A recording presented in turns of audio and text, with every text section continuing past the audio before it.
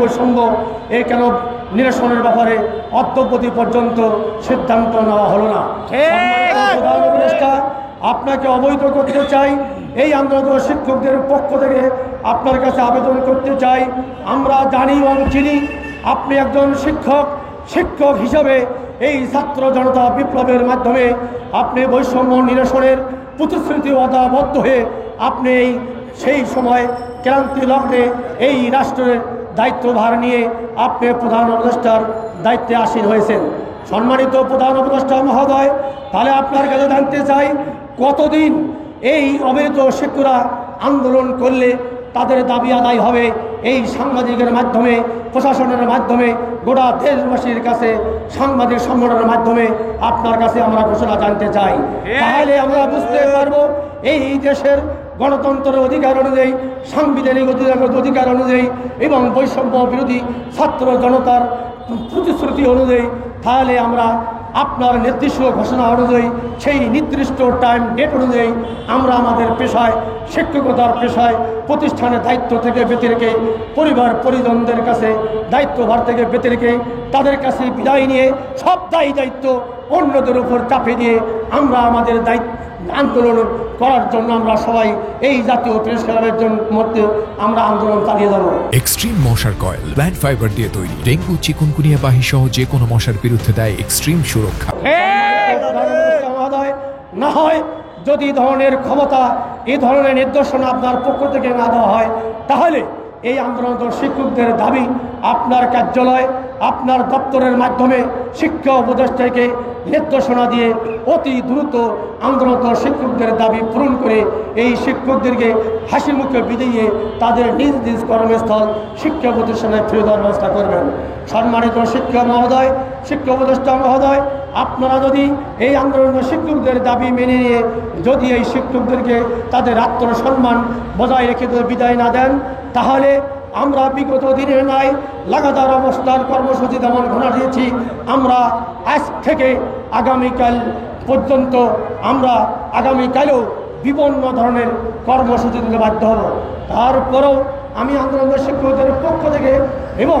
আমাদের কেন্দ্র কমিটির সিদ্ধান্ত মোতাবেক আমরা সিদ্ধান্ত নিয়েছি, যদি আজকেই শনিবার, আগামীকাল বিকেল 5 ঘটিকার পুরো মুহূর্ত পর্যন্ত, আগামীকাল 26শে অক্টোবর 2025 রোজ রবিবার বিকাল 5 ঘটিকার মধ্যেই যদি সরকার বাহাদুর মহোদয় এবং সরকারের অধীনস্থ শিক্ষা মন্ত্রণালয় কর্তৃক আন্দোলনরত শিক্ষকদের প্রতিনিধির সাথে সমন্বয় করে বৈঠকের মাধ্যমে এই আন্দোলনরত শিক্ষকদের দাবি বাস্তবায়নের নির্দেশনা এবং বাস্তবায়নের লক্ষ্যে গেজেট প্রজ্ঞাপনের আলোকে যদি প্রকাশ না করা হয়, তাহলে আমরা আন্দোলনের শিক্ষক এবং আন্দোলন বাস্তবায়নের সদস্য কমিটি এবং ঐক্যজোটের নেতৃবৃন্দর পরামর্শ ক্রমে আমরা সিদ্ধান্ত নিয়েছি, আমরা সারা দেশের স্বতন্ত্র ইবতেদায়ী মাদ্রাসার প্রতিষ্ঠানের পাঠদান বন্ধ করে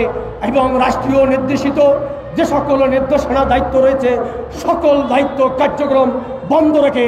দেশের সকল স্বতন্ত্র শিক্ষক শিক্ষিকাদের নিয়ে এই জাতীয় প্রেস ক্লাবে উপস্থিত হয়ে আমরা আমাদের অবস্থান ধর্মঘট সহ বিভিন্ন ধরনের কর্মসূচির সফলের মাধ্যমে আমরা দাবি আদায় করিয়ে যাব ইনশাআল্লাহ। এই